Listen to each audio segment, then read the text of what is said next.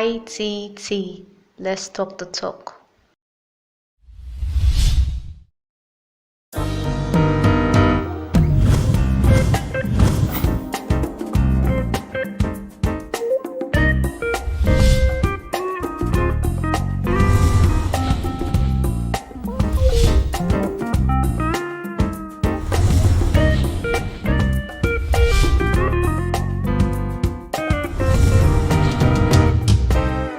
ITT.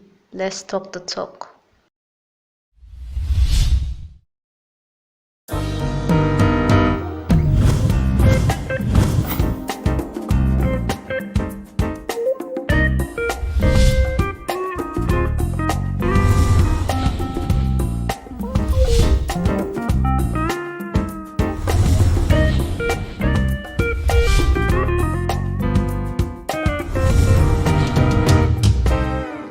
ITT. Let's talk the talk.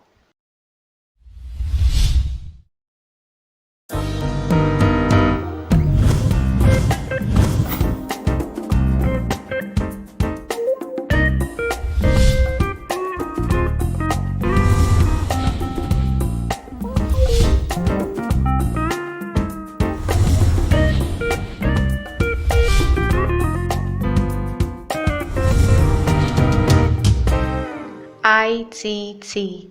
Let's talk the talk.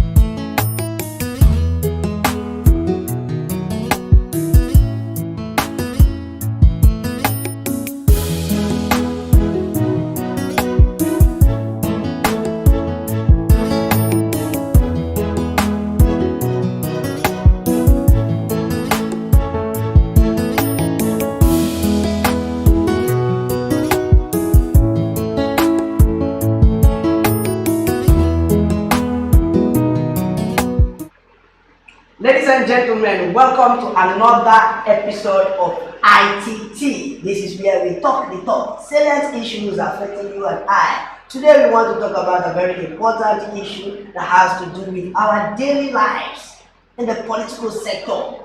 Political life of every individual in every democratic state, even a military state, anywhere you find yourself. Youths are important in leadership. So we want to talk about youths in political leadership. And here with me is one important guest, a youth who is not alien to political affairs. Please kindly introduce yourself to the audience. Okay, my name is Joshua Muzan.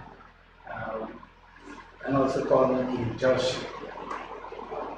I am a civil engineer by profession. I'm also a safety professional. And I'm also into music. I'm a choir master. I also do graphic work, both still and motion graphics. And basically, that's me. This I would have wanted to say jack of all trade. Really. You are versatile. You're versatile, and that's good. In a country like Nigeria, you need to be versatile to survive. If this one don't pay today, the other one will pay. Exactly. We are happy to have you on the show, and I'm sure you are fully ready to deal with the topic, because I'm sure the audience too is ready to bring in their own contributions and possible questions. Audience, today's topic and today's episode is an interesting one. If you're not ready, I want you to be ready, because we are ready. I and the guests, we are fully ready and loaded to give you all you need as has to do with youths in political leadership. Also today we have a very special giveaway, as we already told you before now because of publicity. There is going to be a book launch by one of the guests that was here, and he has donated some copies of the book as a giveaway for today. And for you to win the book, you just have to answer a few questions, and those questions will be coming to you in the comment section. And when you see the question drop, you have the answer, just give the answer. And if you are the first person to supply the correct answer, you are the winner. Simple as that. Okay, let's go back to the business of the day. King Joshi. Yeah. So my first question I want to ask you. The topic says youths in political leadership. Yeah. Are you a youth? Because if you are not a youth, I don't see the reason why you should be here. It depends on the environment you are talking about when it comes to the word youth. Because where you are now. Because if we come back to Nigeria, I would say I'm not a youth at this point. Because according to the United Nations, Okay. the word youth, when it comes to age, for statistical purposes, it ranges from age 15 to 24. Now, there's no prejudice when it comes to member states having their own age brackets. Okay. Now, in Nigeria, from the National Youth Policy, I think the first National Youth Policy was enacted in 1981, but it was the current National Youth Policy that was enacted in 2019 has the age bracket from 19 to 29. And wow. Luckily, I'm more than 29 years. And although previously, the one of 2009 had the age bracket between 15 and 35. If we are talking about 15 and 35, then I'll say I'm a youth as far as the Nigerian environment is concerned. But the one that prevails is the most recent. Yes, that's yes. And by that, we are not youth. And do you know the reason for them adjusting the age? They said so many adults are actually parading themselves as youth and taking benefits or taking things that are supposed to go to youth. So they actually had to adjust the age to fit in. But I still feel that age bracket is still faulty. It's faulty. It's faulty. I want to align with you. It's faulty because all this while I've been thinking I'm a youth, but with this I'm an old man. This is serious. Okay, thank you so much for with your explanation. You have openly declared that you are not a youth. Okay, but it's nice. So let me ask, what is your understanding or what is the meaning of politics? Okay, the word politics is actually a Greek word. Politics was derived from a Greek word, Okay. politica, and politica actually describes the various activities that leads to the governing of a people, a group of people, or society, as the case may be. So that's what politics actually is. Every activity that culminates into The governing. governing of people, that's what politics is. Okay, every activity. Audience, I'm sure you are hearing And this it's now. not limited Okay. to the government Government like activities. yeah, government activities, even in smaller organizations and Like all that. NGOs. Even in, let me say, churches, you can Churches, okay. have political affairs. Okay, like with politics in general, from what you're saying, is not limited to government. So you can find political activities in other places other than government places. Exactly. Okay, okay. So this topic, from your explanation of politics, it can also be used in the church. Exactly. Okay, politics in the church, political leadership in the church, Yeah. political leadership in the shrine. Okay, thank you very much for that expanded explanation, and it's very comprehensive. I am understanding it, and I want to believe that the audience are getting every bit of explanation. So moving forward, Mr. Kinjoshi, what is leadership? Leadership. Yeah. Okay, leadership is actually a means of guiding people or an organization, a society, a state to achieve a particular goal or a set out goal. Now, how do you guide these people via inspiration and motivation? That's basically what leadership is all about. Leadership is actually very, very different from rulership. So Okay. a leader is different from a ruler. So could you just give us a Okay, basically the word ruler is derived from rule, and when you have set out rules governing a particular society, and you have a ruler, so to say, if you go against those set out rules, you could be hurt. You can even be killed for going against There's a such penalty. rules. Yes, there are always penalties. But when it comes to leadership, from my own perspective, leadership has to do with the word choice. Okay. You actually inspire and motivate people, but they still Have the choice. reserve the choice to actually Follow. or not. Okay. So you talking about rules, regulations, as it has to do with governing and also leadership, and maybe okay, you made mention of rules pertaining to rulership. Yeah. Okay, so what do we have to say in a democratic society where there is a constitution? I think that should be the guiding principle or rules for Yeah. governing, especially political governing. Yeah. So would there be consequences? Consequences are stated down in constitution. So how does leadership now work in tandem with constitution? Okay, basically, before the advent of the democratic system of government, we had different kinds of government. Even till today, Yeah. we still have so many of them. Even still the in UK, existence. I heard like just last week that the United Kingdom doesn't have a constitution. Okay, Yeah. so you have the monarchical system and so many of them. Now, in a democratic system, the democratic system is actually a system that actually gives people more freedom. It's not like the kind of rigid systems where you have a monarch per se, where sometimes he could take decisions on his own and they are binding on the people. But in a democratic system, it allows people to actually make choices. And their own view. Yes, air their views. There is more freedom in a democratic system. That's why you have the word leadership. Okay. It's more.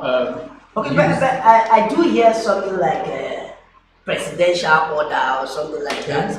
Does it require deliberation or seeking people's opinion? Okay, the president actually has some rights Okay. enshrined in the constitution, and he can actually work within the ambit of the law, and whatever thing that he does, in as much as he revolves around the powers that he has, then it is carried. Okay. Okay. Thank you so much for that explanation, Mr. Joshua. So let us now kind of put our concentration on youth in political leadership. I'll beg you at this point, I will try to see if we can go down to history as it has to do with youth in political leadership. In the contribution towards development of any society, especially if you can come to Nigeria, that will be very much welcome and most preferred. In any society at all, has there been notable contributions by youths within that society at the time, maybe a youth bracket age, not 19 to 29 or something more accommodating, just within that period? Could you just walk us to a memory lane or something? Okay, if I would have to use something more accommodating, then maybe I'll have to go back to previous youth policies, Yeah. where we had up to 35. Yeah, that age bracket up to 35. So if looking backwards, you actually see so many persons, especially here in Nigeria. Nigeria turned a British protectorate in 1901, and within that period till 1959, before 1960, when we actually gained independence, there were actually young people that were actually fighting the cause of independence. And one of those persons were actually the Nnamdi Azikiwe, Abubakar, yeah, all those persons. So you have these persons that actually fought for the independence of Nigeria. They were youths. They were youths. Although most of them actually became leaders when they were actually at a different age above the youth bracket, if we are using 35 as a benchmark. Now, for example, Azikiwe became the president in 1963 when we became a republic at the age of 59. He was no longer youth. He was already. But there are a lot of people within that age bracket presently that shout youth. Yeah, youth. Yeah. That's the problem. That's the problem. So if you look at the average age of the past Nigerian leaders, you see that we have more of the quinquagenarian age bracket. That is what? Quinquagenarian. That is about between 50 to 59. Okay. Then you also have those of between 40 to 49. You hardly see, even our present leader, President Muhammad Buhari, he was 41. Okay. The first time he was head of state. At that time, with the youth policy as at that time, he was a youth. The youth policy at that time was still 35. Okay, so he wasn't a youth. So he wasn't a youth. I think the Nigerian youth policy, where I feel the Nigerian youth policy is not good enough, is it actually delays our progress or our success. Now, going by the United Nations age bracket, which is 15 to 24, you see that societies that accept or accommodate such age brackets, they actually make provisions for their young people to actually get to adulthood early. Now, basically, the United Nations actually define the youth as the period of transition between the childhood dependencies to the adulthood dependencies. What are they trying to tell you? They are trying to tell you that the youth is actually that period where you are transiting to adulthood. So if you're telling me that I need to get to 40 before I can become an adult, it actually means you have to deprive me and there will be some benefits to be taken care of you as a youth. Exactly.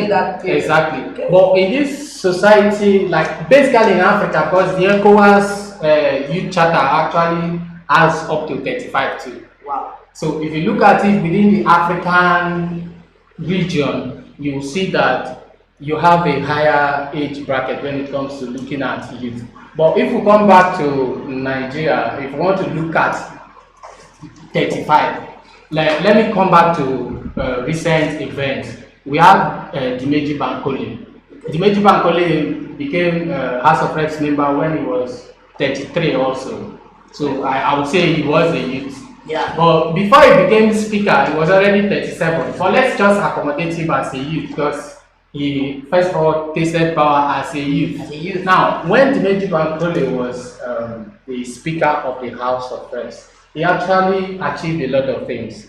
One of them is the Freedom of Information Bill that we have today, that was enacted. They're trying to. Then we also have the Fiscal Responsibility Act. Now, what does that do? That enables ministries, departments, and agencies of government to actually submit their budget, Okay. then kind of defend it. Based on their policies that they Yes, have. before they are approved. Okay. So basically, if these budgets pass through those processes, it's easy for the legislature to actually perform their oversight functions. Okay.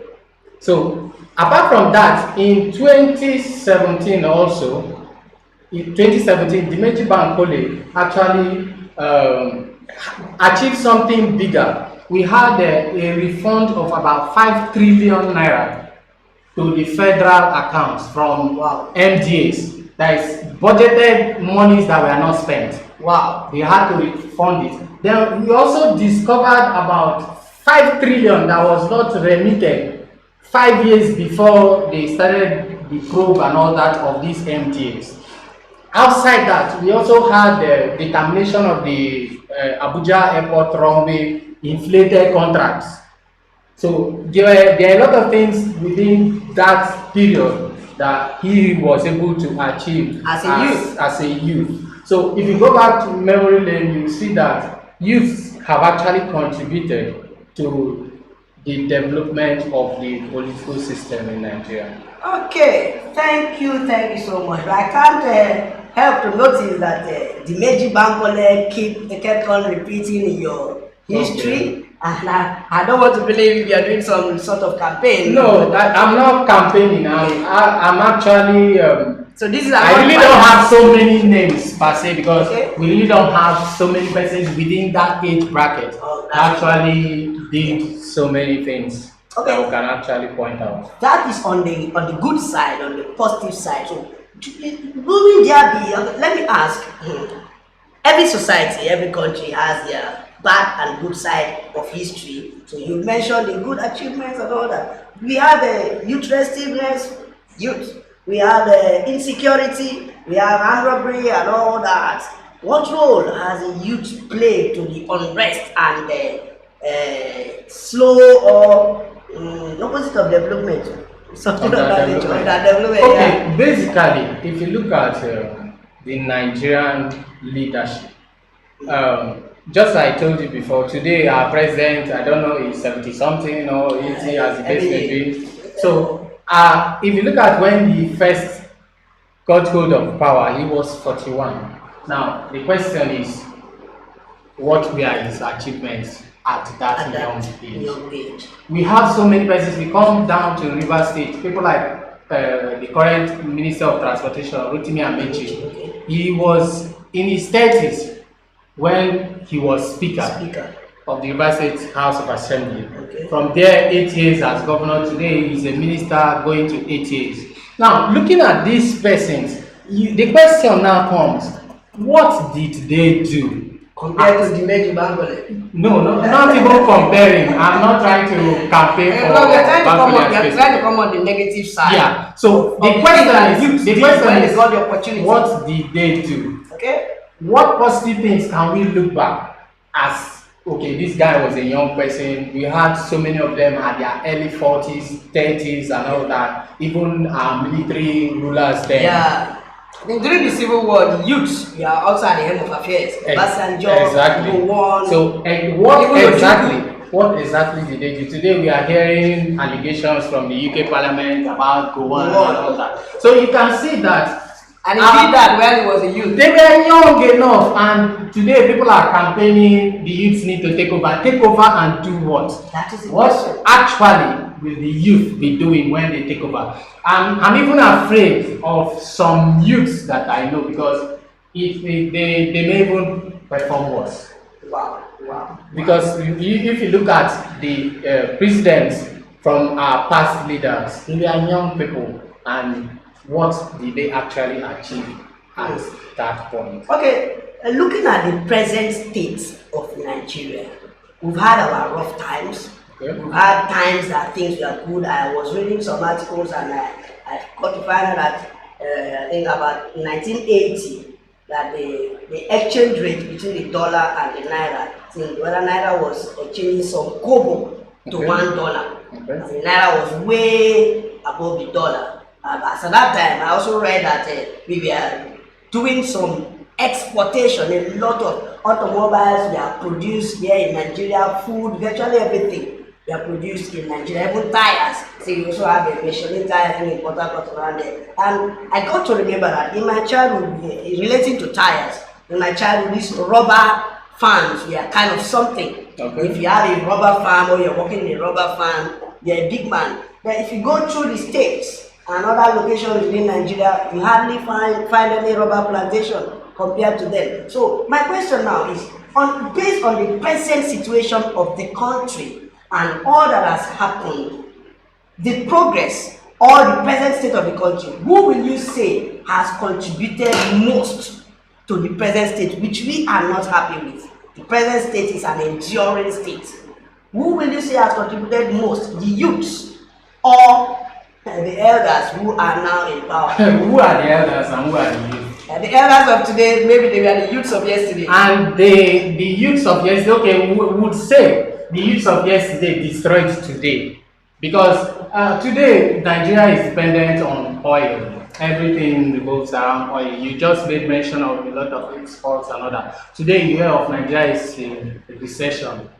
The GDP is on a negative. Sorry to cut you. I just remember something. Just yesterday, I read an article that said Nigeria has entered into an MOU with Nigeria. Okay, yeah. Nigeria that just discovered oil just some days ago. Now the Nigerian system, for example, we are largely dependent on oil. But even on what we are depending on, we are not even performing at the best. Because if our refineries are not working, and today we are, just as I said, Niger Republic, they are even producing more than they require. National requirements. Yes, so they have in excess to even export. So imagine Nigeria, for how long our refineries are just lying dormant and nothing is working. So you actually want to say the youth of yesterday, if we want to expand the youth bracket to accommodate 40s, 50s and all the rest, because the Quinquagenarian generation then, the Azikwe's and Belewas and all the rest, they were the ones that were at the helm of affairs from them. Now, after the oil boom and all that, and every attention even left agriculture and everybody's attention went to oil. Okay, fine. There are so many countries in the world that are basically exporting oil and they are doing very well. What happens to us? We are dependent on oil, but we cannot even maximize what we are dependent on. Our oil is now a problem to us. It's now a sort of expenditure. So you would say the youth of yesterday actually the problem. So today, what they have actually succeeded in doing is holding the economy to ransom, where they make people hungry, so they always come to them to get food. They are not actually looking for a way for you to even prosper. They actually want a situation where you are actually dependent on them for food, so for your daily living. So when you depend on me for your daily living, if I tell you anything tomorrow, you definitely want to run and do. That's why I said the age bracket for the Nigerian youth is 40. I think the maximum should be 24, because going by our normal educational system, yes, it has to come down. From that 15, it has to come down, because not 19. Going by the Nigeria, the normal educational system, let's assume at the age of 15, 16, you're done with secondary school, and everything is in order. You definitely go into the university, and at the age of 21, 22, 23, you should be done with university, and you go for your youth service. Today, the benchmark for youth service is 30, right? Yeah. Now, after 30, you can no longer serve. Meaning they are telling you that you can even stay after secondary school and 10 years, maybe after 10 years before you go to school, before you go to university, which is wrong. Actually, the system is faulty. The things don't work that way. Everything is timed. So if you're actually delaying the time of the people to transit from childhood to adulthood, then you're actually slowing their progress. So telling us that you should accommodate it 30, 35, 40 is nonsense. It's wrong. I think the standard of the United Nations is the best. The best. 15 to 24. That's good. That's good. Hoping that our message or your message, our discussion will get somewhere and people will actually listen. Good thing, this is YouTube. It remains for posterity, and we are heading towards political leadership. And when we get there, I hope that we do better. Thank you very much. Before we go further, I want to take my time and go through some comments from the comment section. And after that, we are going to drop the questions for the giveaway. Okay, from the comment section, Marvelous, say good evening, people. Good evening. He's always consistent. You're welcome. La Vida, I really missed this show. Please, let's talk the talk with the Muzans.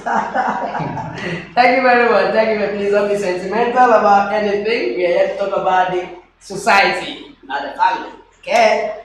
Godly Alfred, we are here. I see you. Godly Alfred, 19 to 29. Yes, you read it from United Nigeria, right? Yeah, the current national youth policy. 19 to 29. How many years do I remain a youth? Between 19 and 29. How many years is that? See, the problem with the national youth policy is, I was reading it and the more I read it, I was getting angrier. Do you know why? It is so beautiful, it is so nice, the content is so beautiful, but nothing is it's just on paper. Maybe it's an extortion medium.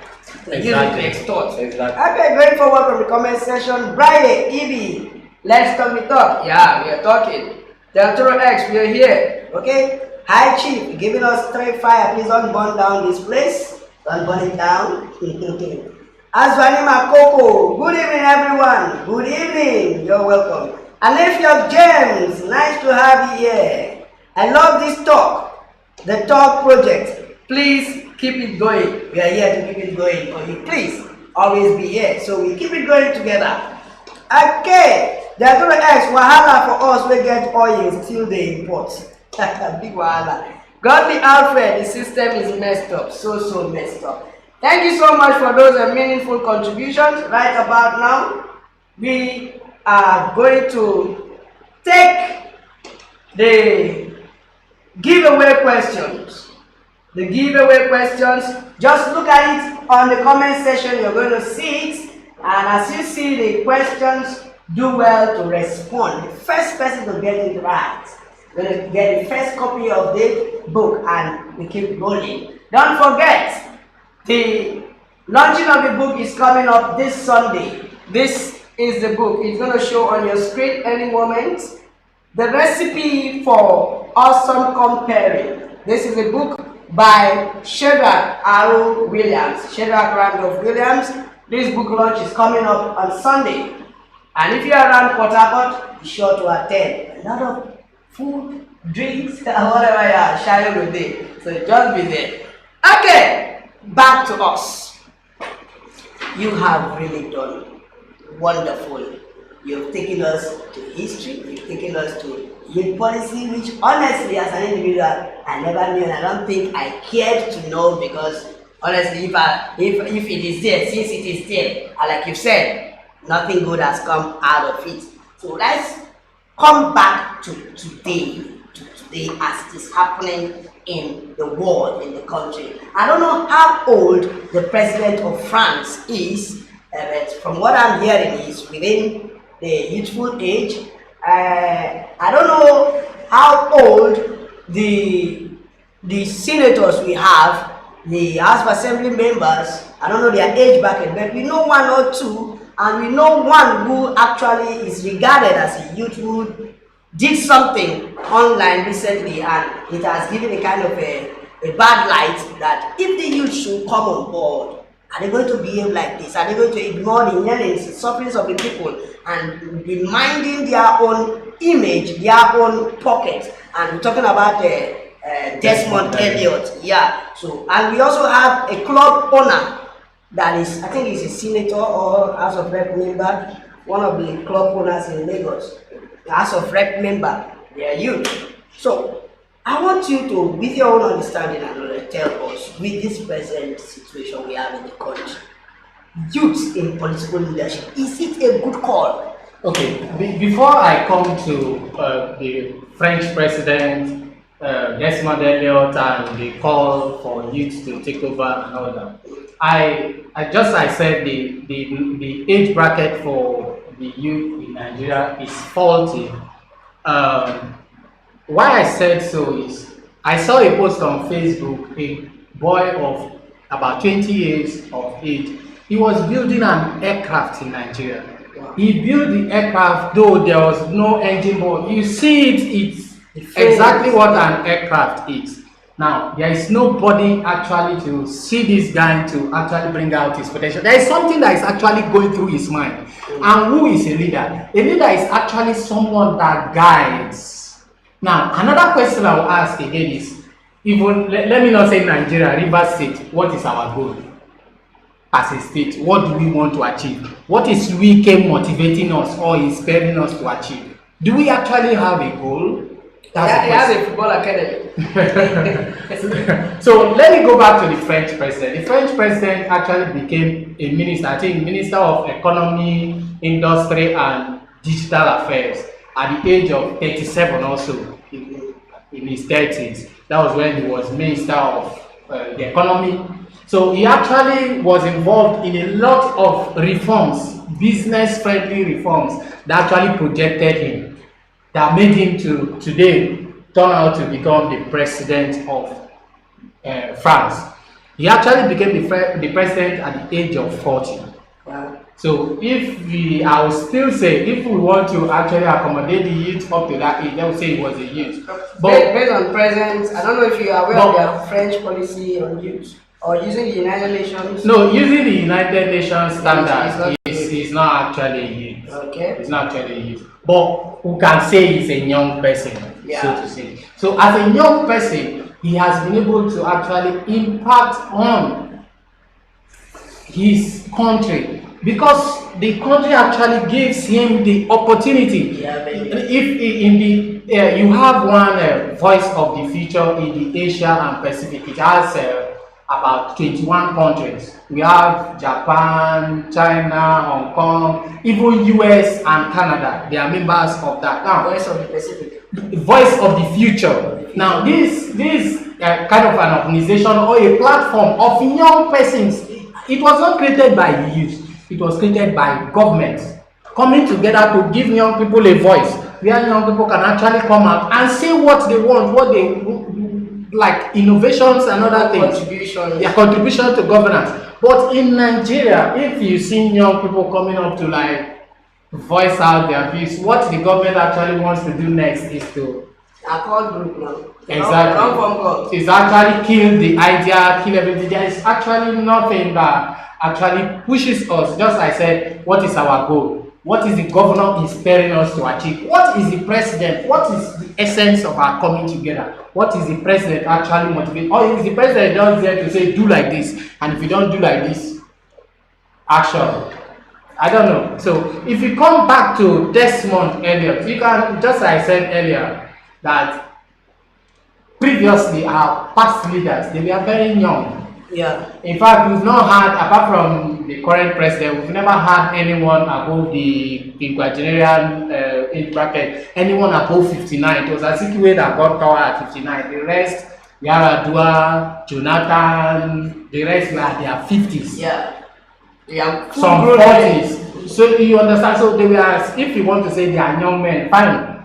But I wouldn't see them as young men. But at that age, what did they actually do? But you see them still running around, they still want to get hold of power even at their 70s. They want to make it look at like the monarchical system of government where you just want to stay there, maybe at the end of it, you hand over to maybe your offspring, as the case may be. And that's not what democracy is. I think giving room for the young people is one thing, but just as Desmond Elliot just did recently. Okay, young people came out and said, we are tired of police brutality, we are tired of SARS and their problems.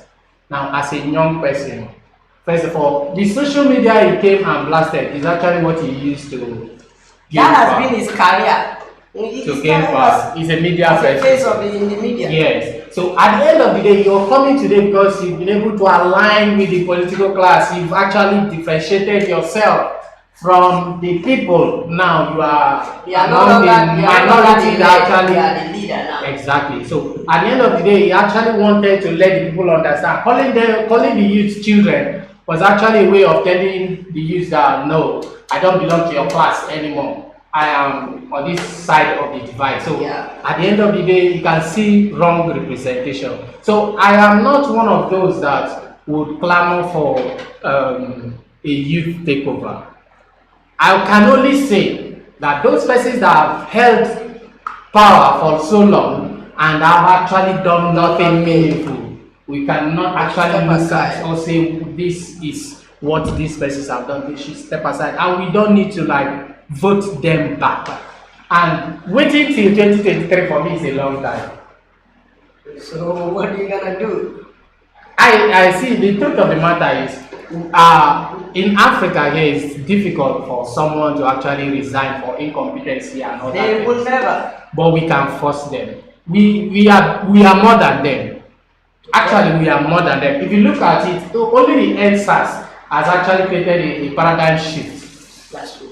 Everyone in the government is actually thinking twice. Even if they were, if their fear for the masses was 1% before, now it is. If the worst case is 10%, 20%, as case may be. So there's a paradigm shift. So we need to keep pushing.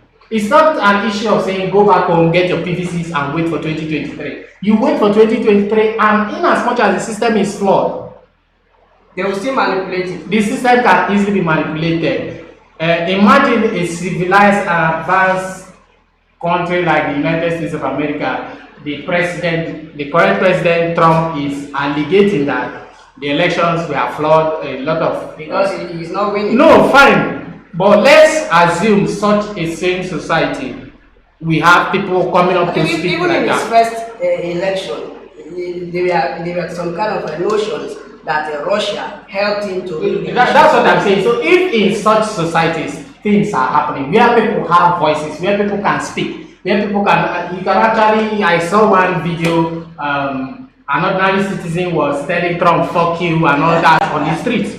You understand that kind of a thing? And nothing happened. And nothing happened. See, that's why in Nigeria with a local government chairman or a councillor. So even peer to the councillor. So if in a society like the United States of America, you're seeing such things happening, people like alleging that the electoral system is flawed. So imagine what will happen if we all sit back and say, okay, NSAS protesters, and then everybody go back home and wait for 2023. Let me tell you, I saw a tweet on Twitter recently when people were complaining about national ID card that is taking them years. I did my national ID card since 2012. Why did I do the national ID card? I was privileged. Those of us that are still in the higher station, there's one scholarship that is called Aglami and other for engineering and medical students. So it was because of that we had to do that national ID card, and from 2012 till today the card is not out. So when I saw some persons complaining, that's how many years? I did mine in 2013 and I got a text just last week that I should come. Okay, you can imagine. You can imagine. So if for this number of years just national ID card you can't get. And when they were complaining, I was laughing. I now retweeted and I told them that personally, I'm looking for a good lawyer, but I need to sue INEC. Because for how many years now, I've been processing every electoral period, I'll go process PVC and I don't get it. I'll go to the local government, INEC office, until today, you don't get it. PVC something, I don't think they have any good formidable database, because as it is now you can get up to 3. As a person, I did registration of PVC in 3 different places and these 3 came out surprisingly. And just last year I decided, okay, let me go to my own ward and register. I went. I was thinking maybe when I get there, the process of registration, they will tell me, oh, your name is already there. So you can imagine, so is already there. are they right? Okay. I was treated like a newcomer and I got now that's to tell you that the system is flawed It's on like purpose. yeah, on purpose. Yeah. Because today we have the BVN. Now, for example, if you want to do a transaction in a bank and you submit a wrong BVN, the bank will signal you immediately. It is still the same thing when it comes to PVC and all that. It is called permanent voters card. Now, basically, no individual, immediately you try to register in another center, there's supposed to be a red flag. So at the end of the day, you see that these things actually, the system is flawed on purpose. Wow. For them to continue to manipulate. That's why I said we don't need to wait till 2023 because we may still get it wrong.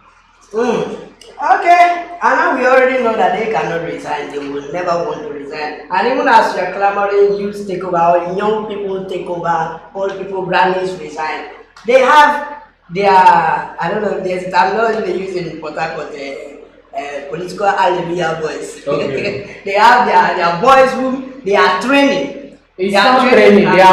They are so much impoverished the people. Okay. So at the end of the day, you have no choice. You want to eat, and there is no job. There is no food on your table. So at the end of the day, you need to sing their praises so that you'll be able to get food. Imagine politicians having palliative, using it as birthday souvenir. So that the system is everything that is wrong in Nigeria is done on purpose. Okay, let's quickly go back to the comment section and see if we have questions or contributions and how people are responding to the giveaway questions. And right after that, we're going to take a little commercial break, less than 10 seconds, and we'll be back. So you go nowhere. Let me read the comment section before we take that break. Okay, from Upulom Roland. Good evening, guys. Please, is the guest still a youth? I think from what you have said so far, based on the United Nations and even the present youth policy, I don't think you accept the Nigerian youth policy standard. I align with the United Nations. And you want it even to be better than that. If you can bring it down to 9 years. No, 24 is fine. Okay. It's fine. 50, look at. Let's use the university first for you to be able to obtain your first degree. Maybe go for national youth service. Even the national youth service is flawed. For me, I don't buy into that idea. So at the end of the day, if we want to actually accommodate that, 24 is fine. Okay, so you heard, he is not a youth. He's a young person, but not a youth. Okay, I think they need to define that too. Young person. Who is a young person? Because some people say I'm old, but I'm young at heart. That's what they've been using to deceive us. Like you see somebody at the age There's a song that at the age of 60, okay, the person will be telling you I'm a youth at heart. At heart. You are not a youth for Lagbaja, the masked musician. I think he sang a song and said, "No look my belly, I might be 30 something. In my heart, I'm 20 something." Okay. Now you can imagine when the youth policy was reviewed and the age was reduced from 35 to 29. Did they make any public awareness? No. Apart from public awareness, did they make any arrangement to cater for that age bracket they are? Scholarship zero, nothing. So you understand? So there's a government don't give scholarship anymore. Right now, the age bracket between 50 to 30 in Nigeria, you're your own. Even the youth bodies that we see these days, they are old men, no family men. Okay. I saw one youth speaking recently, and I look, this is not a youth. He's the president of a youth body. This is not a youth. Even the youth bodies, the representations, that is not a youth. Poor, because what they actually after is just small tips. Benefits and privileges. Okay, let's continue. Roland believe he has answered the question. He is not a youth, he's a young person. Okay, from who has spoken since? Okay, I can see, wow, a lot of respondents are here. I think I skipped somebody's comment. Mbangakamba said, let's talk the talk. They have seen you, you're welcome. They see you. We didn't skip you on purpose. Treasure Okobule, more grace to your elbows. Thank you so much. We are happy to have you. Okay, the giveaway questions are there. Please do well to respond. Giveaway question number 1 says, who was the guest and the topic on ITT episode 7. First person to get it correctly will be the winner. So, who was the guest and what was the topic on ITT episode 7? It's up to you. The next, okay, God's Love Kennedy. Wow, interesting. I see you, King Joshi. You're hearing you right here. God's Love Kennedy still child, low battery. Please pardon me. Put your phone on charge, please. This is one of the things. This is one of the things we're talking about. Did you know how we are powering ourselves here? The system is really it's bad. It's bad. Godly Alfred is a guest. Okay, he's giving response to the question. So the guest is Mr. Randolph. The topic, facts and fiction. You're almost there. You almost got it correctly. Yeah, the guest was Mr. Randolph. That's the author of the book. But the topic, you need to look at it again. Look at it again. You are not correct with the topic. Look at it again. Wanting wisdom, facts and fiction. Wanting wisdom, guest. Okay? You need to look at it again. You've not gotten it. Brian Ibi, young person, really? What happened to a young man or young lady? This kind young person word is funny, okay? She's not subscribing to a young person. But he's a young person. You're a young person or maybe a youth or wherever you are. Ubulon Roland, prize rather. Okay? Well, I don't know what you're saying, but keep it up. Keep saying whatever you're saying. Okay, Ubulon Roland, what's the prize to be won, please? Okay, the prize to be won for the question, like we said before, is this book right here. A very interesting masterpiece from a professional. And as you can see on your screen, it is conspicuously displayed. That is the prize to be won. Okay, right about now, we're going to take a short commercial break. Just a tea break. 10 seconds break. Go nowhere. And we will be back. Bell. ITT. Let's talk the talk.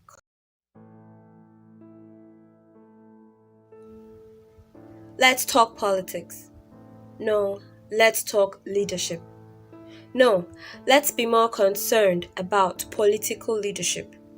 Political leadership should be our primary concern for a better society in a democratic society like Nigeria and other democratic states of the world.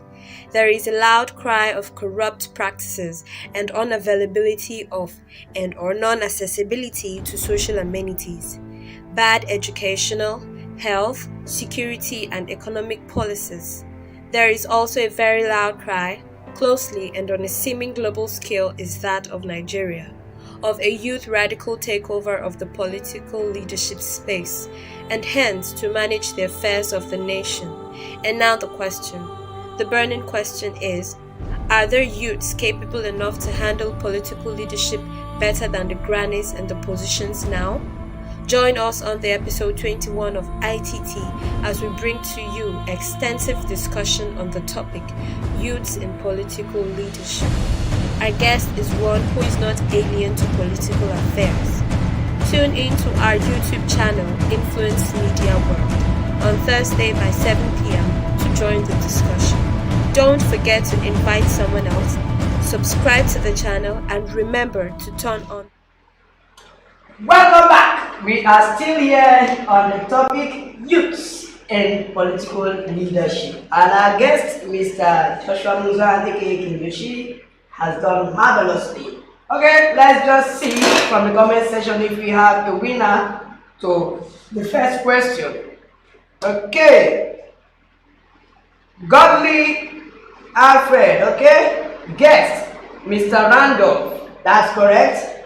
Topic, showmanship, facts and fiction. That is correct. So we have a winner for the first question. And Godly Alfred, we are going to give you a call right after the show. Do well to drop your contacts on the comment section. We are going to give you a call right after the show. I'm going to tell you how you're going to get your prize. And right about now, the second question is going to drop for the second winner. We're going to get a lot of winners today. Our giveaway is something else. Okay, back to us. So let's just quickly see how we can round up with the topic so that we can go to the next segment because the time is already fast spent. So my question now, you have said that as a person you may not want to wait till 2030, 2023 as per Nigeria. I think we have a lot going on out there. I think I watched a parliament session of the UK and I discovered that there are a lot of young persons there. In fact, the parliament is filled with young persons. So I want to ask, as a young person or as a youth, because in the general notion out there in the country, we are all youths. Because even Fast, the bad guy, that is one of the frontiers of exercise, he's 30. So by the policy, he's no longer a youth. He was a youth some months or weeks ago. 29. 2009 backwards. He was a youth. He was a youth. No. I thought the policy No, said 2018 back. Yeah. In 2009, it was still 15 to 35. Okay. But from 2019, As last year, yeah, it was 19 to 29. 19 to 29, which means he was still a youth as some months ago. He just turned 30. So months ago he was 29. He was. Yeah, so let's say some weeks ago. So right now, Fast the bad guy is no longer a youth going by Nigeria police, so he's a young person. So I want to ask, if the opportunity or the avenue is made available as a young person, will you want or will you desire to step into the political affairs of governance, political leadership, to effect changes? And if you must go in, if you're going in, what will be the first step you will want to take to effect positive changes in the country? Okay. Before now, I actually used to absorb myself with anything that has to do with politics and all that. I realized that politics is something we cannot actually run away from. Now, I'm a civil engineer by profession. If the policies and the things that are supposed to be in place are rightly put, I think I'll be comfortable where I am and possibly not want to disturb myself with political affairs. But I realize that the people that ought to make these policies, or even the policies that we have, just like I told you that as I was reading the National Youth Policy, the more I read it, I was like, what is happening? This thing is so beautiful, but nothing is happening. Like, the people that are supposed to implement these things, that are supposed to give you the opportunity to actually explore and become who you want to be or who you are supposed to be, these persons have actually failed. Now, it actually builds on all of us. Today I was watching mock news Pararan and was saying all of us are politicians. We must become politicians. It has gotten to that level where none of us will have to shy away from politics. It is something that determines our future, the one of our children. Somebody said on Twitter that if you've not given birth in Nigeria, then you need to pause until you've been able to relocate to somewhere better, or we've been able to change the system. So that at the end of the day, you don't give birth to children that will come to face what you're already going through. Just like I said, a particular age bracket in Nigeria currently will be neglected. There is no plan for us, because if the youth bracket, even the persons that the national policy actually accommodates now, nothing is happening for them. So what of you that is claiming a youth that you are not?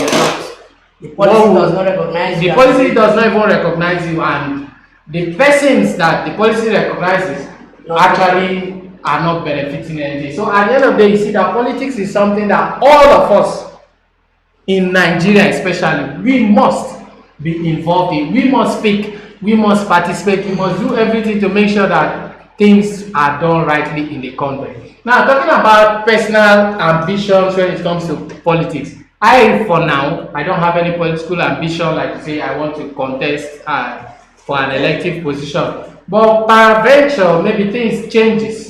Maybe tomorrow, and maybe after leaving this show, and not the ambition to become a governor, to become a councillor, to become the president.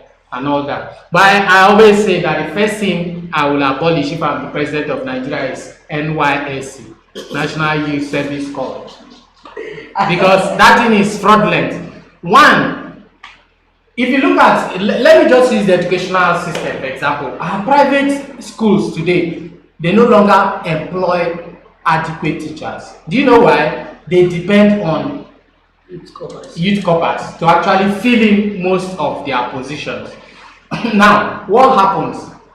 I'm done with school, I go for youth service, I serve for 1 year. Tomorrow, another person will come and serve in that position. Now I go jobless. There's somebody to Yes, serve in the school. yes, I'm unemployed. Now, instead of those schools and all those places to actually employ people to fill in those spaces, even in our government institutions, you still have some schools where in some subjects there are no teachers. They depend on youth corpers. You even see people go to school, some government schools, they go and come out and they tell you that a particular subject you had no teacher, we didn't learn it.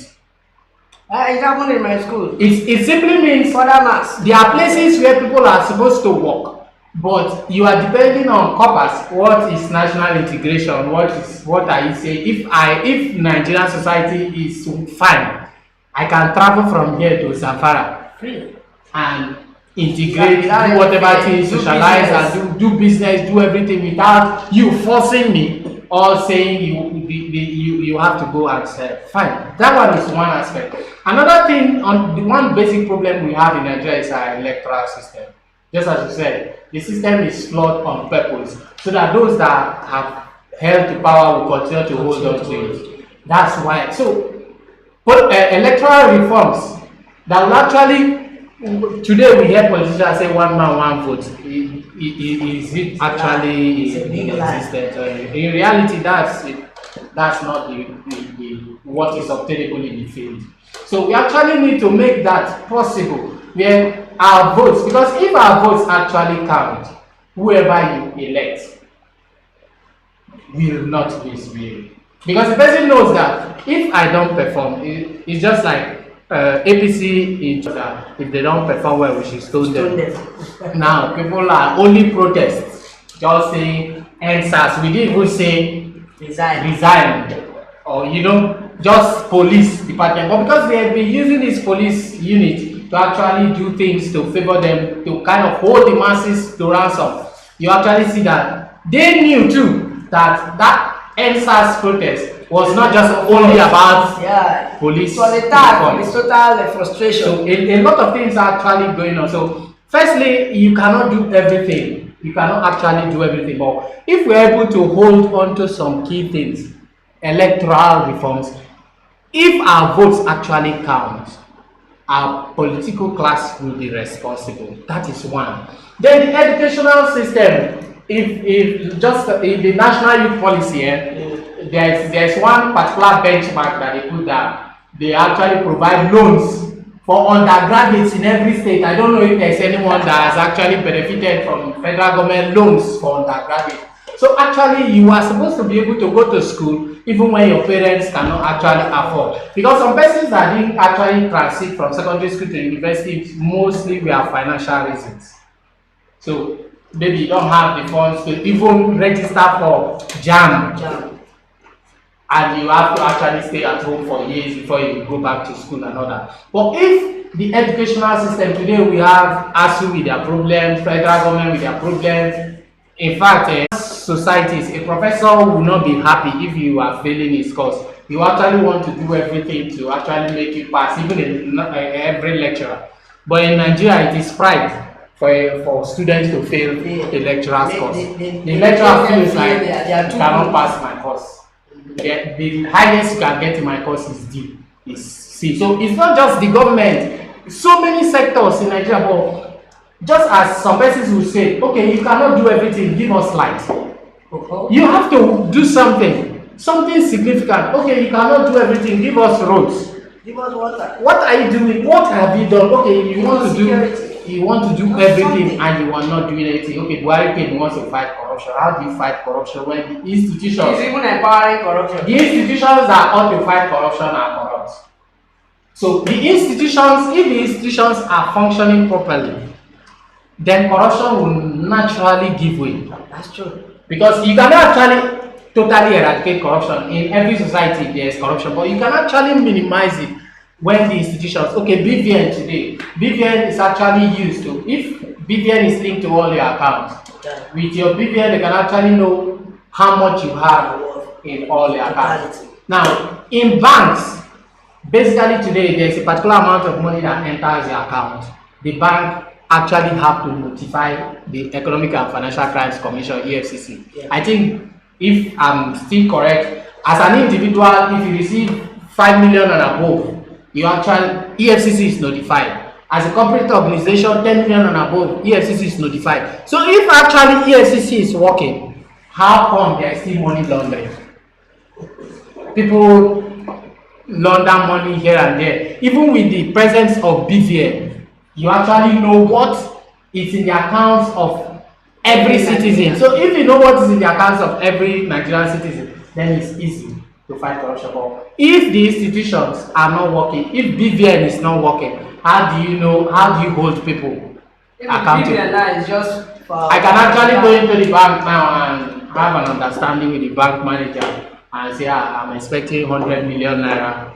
EFCC will not be notified. But if actually the BVN is working, so you need institutional reforms. The institutions need to work. and we have a Minister of Information and Technology that is interested in social media.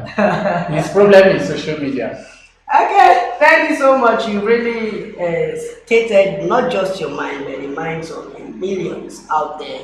A lot of things are wrong in the political sector, in the governance of the country, and everything, a lot has gone wrong. And we know that a lot of persons have heard your opinion, which is in correlation with their own opinion, and we all will help to push this message. Share this, the link to this video, tell a friend, subscribe, and always come back for more serious issues. We need to talk the talk. Okay, let me just run through the comment section and see if we have another winner. Godly Alfred has already won the first copy of the book. Okay, God's Love Kennedy. Okay, we have the second question. Giveaway question number 2 is already there on your comment section. What other 3 titles can be accorded a compare? Okay, what other 3 titles can be accorded a compare? First person to get it correctly will be the winner. God's Love Kennedy, guest. Okay, she's responding to the first question. Sorry, we already have a winner. Thank you for giving your own answer. Actually, you are correct in your answer, but unfortunately, we already have a winner to that question. Godly Alfred, okay, he has given his own answer to the second question. He said moderator, MC, host. Godly Alfred. Godly, you better not let anybody accuse us of. You need the 2 books at the same time. I don't understand. Maybe he's planning to sell a copy. Godly Alfred, actually, you are correct. Moderator is also a compare, an MC is also a compare, a host, and a compare. So you are correct. You are absolutely correct. More comments. Brian EB, Godly Alfred, do you want to win everything? As Godly Alfred, I'm hyped up tonight. You're really hyped up tonight. I think you're a youth. You're so vibrant. Well done. Brian EB, please calm down. Hype down, Biko. One wisdom. Godly Alfred, Eye of ITT. That title is a serious one. Eye of ITT. I think we're going to do a contest in that aspect. Eye of ITT. Like Eye of the Gods. And you're going to see everything for us. Okay, thank you so much. It's fun. It's fun reading your comment. Godly Alfred, Eye of ITT. You've seen it. Godly Alfred again to Brian. You need to be on my hype level. What have you taken, Godly? Did you smoke Psalm 91 or Psalm 51? Have mercy on us. Right, Amy? I don't look up. I think they are having fun. Let's leave them to Have fun. Gift Jagbara saying this is really nice. Thank you so much. Please have fun. Godly Alfred, congratulations. You have won the 2 giveaway prizes, the book. And like I said before, drop your contacts. We are going to reach you right after the show and tell you how to get. In fact, let us just tell you, the launching of this book is coming up on Sunday, 29th of November, if I'm right. Yeah, 29th of November. We're going to text you the venue. Yeah, Apollo Guest House. Apollo Guest House. Apollo Apollo Guest House, yeah. Apollo Guest House in D-Line. That's where the launching of the book is going to take place. You can call Mr. Randolph, you can call me, and also to get more directions, the Apollo Guest House in D-Line, Dio. That's where it's going to be. So, Godly, we need you to be in the venue for the launch. That is where you are going to be officially recognized, given a special seat, special decoration, special drink for more hype. And you're going to be decorated with this prize, with other things that will follow. Not just the book, other things will follow. Be there in the venue on Sunday and get your prize. Okay, thank you so much. We have come to the end of this discussion. I mean the topic, this first segment. So right about now we are moving to the next segment, and that is the magic box. I considered person on this show, and I want to believe that you are aware of what the magic box is. Best for the sake of clarity, let me just explain it to you. This is a magic box. We have 3 colors here, and you're going to look away and pick just one, whichever one you pick. These 3 colors represent 3 selected trending topics, globally and nationally, within locally and globally. 3 selected trending topics. Whichever one you pick, you're going to tell us whatever you know about that trending topic. Now on your screen, you're going to see the trending topics as I'm going to see it on my screen on each color. Okay, right about a few seconds from now. Yeah. On the gold color, like I have on my screen, we have a trending topic is an international one. RIP, rest in peace, Maradona, a football legend, dies at the age of 60. It's trending globally. And the next color, we're having UK Parliament. The UK Parliament responds to a petition against Nigerian government and deliberated on possible sanctions. Wow, it's a strong one. Okay, the next one, that should be color red. NSAS. NSAS is still trending. CNN dares Nigerian government as they dropped the second NSAS news. CNN has given the second video on the, I think, the Lekki shootings and every other surrounding occurrences in the course of the NSAS protest. They are daring Nigerian government who is threatening to sanction CNN. I wonder. I think Aboli said, Aboli said you need to dream big. That's what he said. That imagine Nigerian government has not been able to sanction AIT, that they want to sanction CNN. That the Minister of Information needs information. Aboli, the man of wisdom. Okay, then about now, without much ado, this is what they do, sir. And any single one you pick, we'll talk about it. Okay. Don't look, let me guide your hand. You just take one out of all. One, just one. It's a magic box. It has its own magic. Yes, color blue. What does it say? Color blue, color blue, color blue, color blue. I think that has to be the parliament. Yeah. Aha. Aha. I prayed for this. We didn't talk about this. UK Parliament. The UK Parliament responds to a petition against the Nigerian government and deliberated on possible sanctions. Okay, Mr. Joshua, okay, what do you know about this? I don't want Nigerians to be too excited by this news. Okay. Because my father would always say, and it's a fact, that technology cannot be exported. It can only be innovated or copied. Now, if as a country we actually depend totally on the white man to actually bring technology down to Nigeria will fail.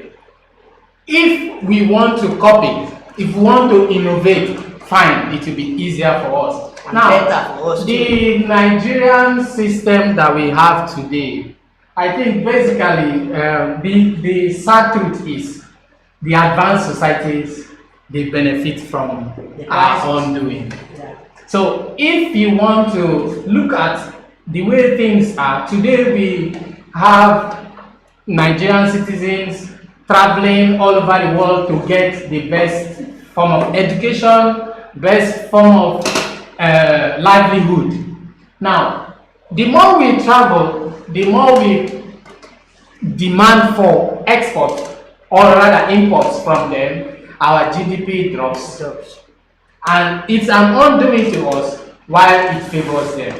Now, looking at the Nigerian system, the way the Nigerian system was structured from the beginning. In fact, in 1960, when we gained independence, I think Queen Elizabeth II was still our head per se, until 1963 when we became a republic.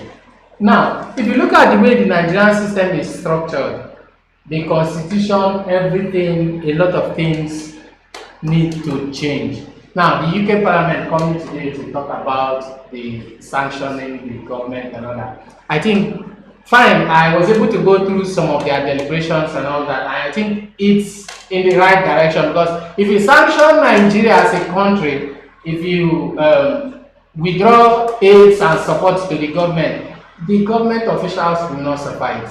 It is the ordinary people that will suffer it. So targeting, even though the aid don't actually reach us. yeah. So targeting the government officials is the best thing they can do, like travel bans and seizure of properties and all that, especially in the United Kingdom. You know, most of them.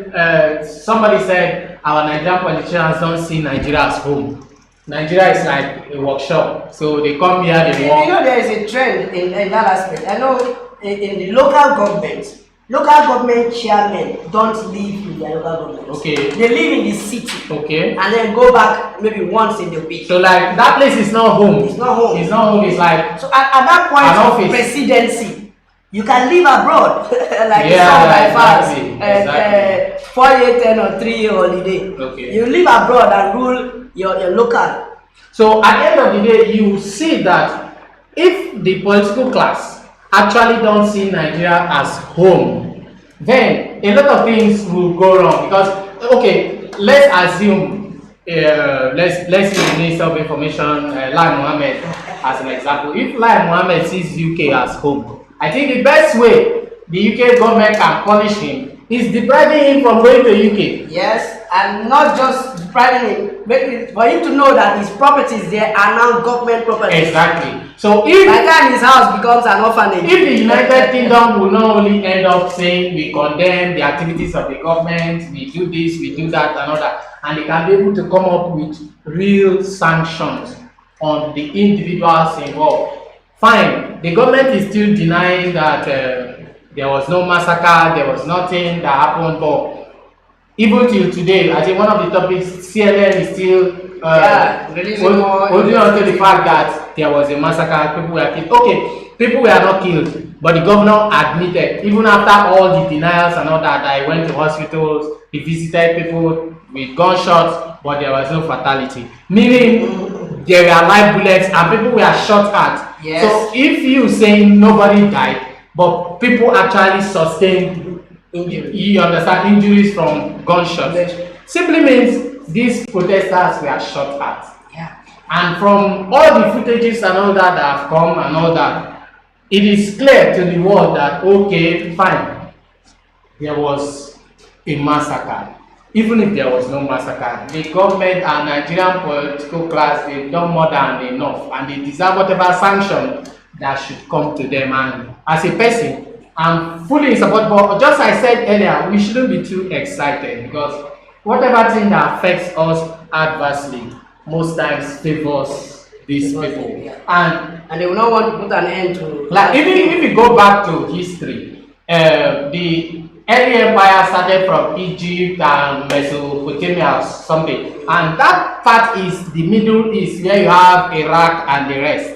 Now, if a particular Western government feels threatened by a particular government, they can also Set chaos. you understand? At the end of the day, to make things go wrong. So They will we be like shouldn't be those too public that's why I said take over earlier the affairs of the that government. for us to sit down and say let's wait for 2023, it's not even the best thing, because at the end of the day, 2023 can come and whatever thing that these people have been doing to still hold on to power, they will still do it, and nothing will happen, because they are not the only beneficiaries. Because for every undoing that we get from maybe the Western world or the white man, there is one greedy black man that is working with them. Yeah. So when you have these greedy fellows in power and you have somebody that is willing, I used to give one analogy, and I say Nigeria today, we are taking loans from China and all that. We are depending on China to have power, steady power, but the major beneficiaries of our darkness is China. Major producers of generators Generator, rechargeable lamps that we have in Nigeria, everything. they come from China. So you understand? Now in electronic societies like China, you see young people, the youth, people of very tender age, even adolescents, involved in production of things like phones and other In things. the US, children in primary schools, nursery schools are given science projects. Okay. Yeah, they will tell you about wheat farm. In Pakistan, there is one famous girl. Her name is Mahala also. She was famous for what? Human rights, standing up for women's rights. That girl suffered even gunshots from the Taliban. But because the society allows young people to blossom, she has a platform and she is able today to like stand up as an activist even at the age of 11. In Nigeria, 11, people even be seeing you like you are not ready to even live life. There's somebody that lacks home training. Imagine somebody was asking if I'm a youth. At this age of mine, I'm supposed to be contributing to governance, contributing to how society should be, and not struggling to get loans. As a youth. For Okay, thank you very much. You have extensively given your awareness and opinion on the trending issue. I don't know if you have any ideas on the other trending topics like the Maradona death and what other trending topic was there.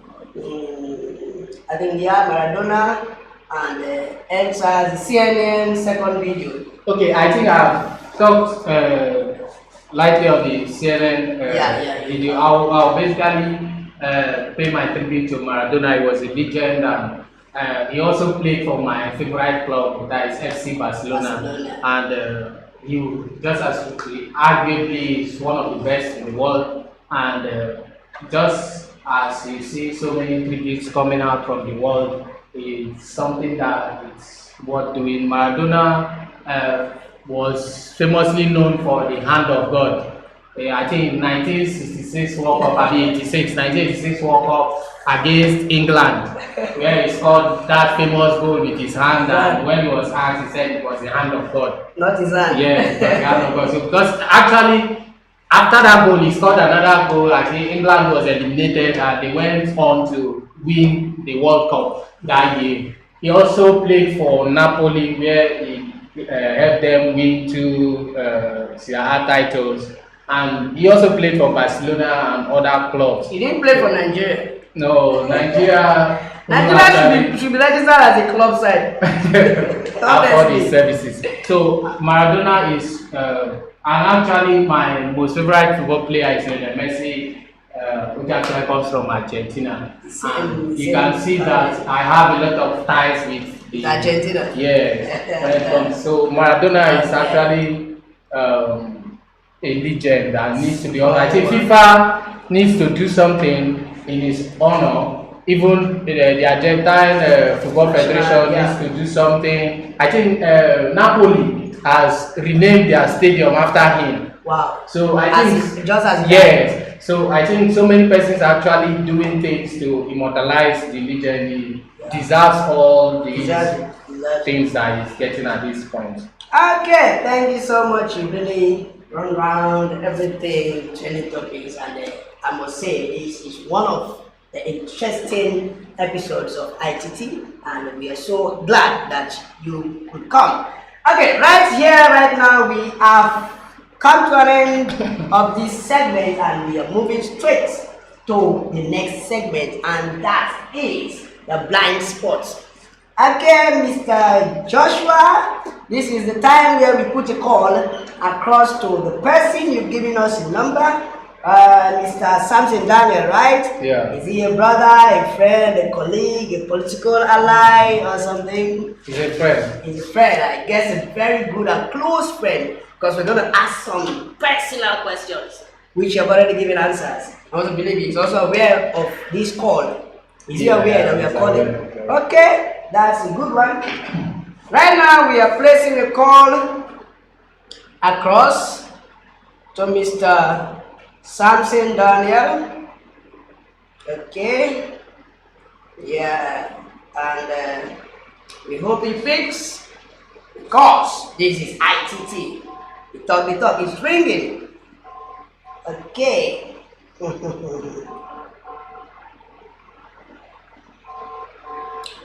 Samson, pick up the call.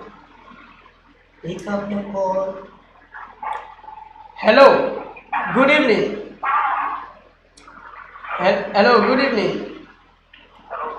My name is Stephen Muzan. I am calling you from ITT, a live show on YouTube. Am I speaking with Mr. Samson Daniel? Okay, I have your friend here with me, Mr. Joshua Muzan, aka King Joshi. And do you know him? Okay, he is hearing you. Everything we are discussing, he is hearing you loud and clear. So he has given us your number and said we can ask you just anything about him and you will give the correct answer. Is that true? Can I go ahead with the questions? Okay, thank you very much. The first question is, what is Mr. Joshua's zodiac sign?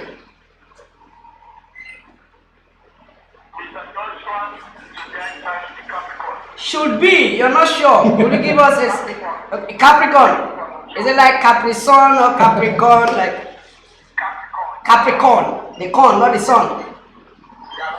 Okay, you are correct. Thank you very much. There's another question. Okay, Mr. Joshua has given us allergies. He has allergies, and he gave us 3 of them. Could you just double around the 3 of his allergies? Okay. Yeah. What is he allergic to? If you could just get one amongst many. Generally. Don't try to push me. Generally. Don't be political, please. Doesn't like fake people. Okay. Okay.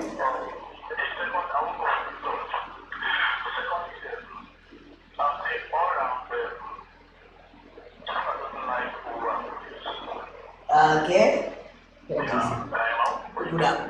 Okay, you don't want to go for the 3rd one.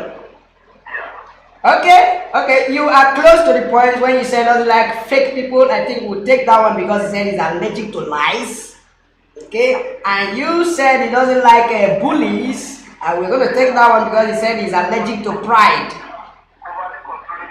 Overly proud people that have pride, they pompous. Okay, we take that one. And you said you're not going to double to the 3rd one. Okay, let's just give it to you. He said he's allergic to Chelsea FC. He is allergic to Chelsea. Chelsea fans miss out personally, but he said he's allergic to Chelsea. Okay. The next question here. Who is his favorite music artist? Globally speaking. Yeah. Okay, let's narrow it down to the Western world. The America, the UK, Asia. Aaron Kelly. You got it correct. That's correct. Very, very correct. Okay. Another question for you, sir. His favorite actor globally.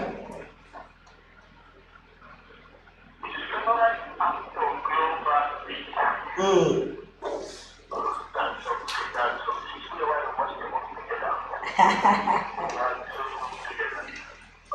Okay. Let's take it to the Western world.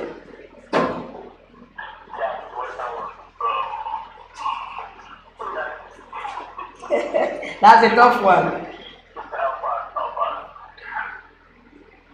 Okay. Yeah, I'm listening. No idea. You pass. Okay, I'm gonna help you on that. He said his favorite actor is Eddie Murphy. That funny guy in Coming to America.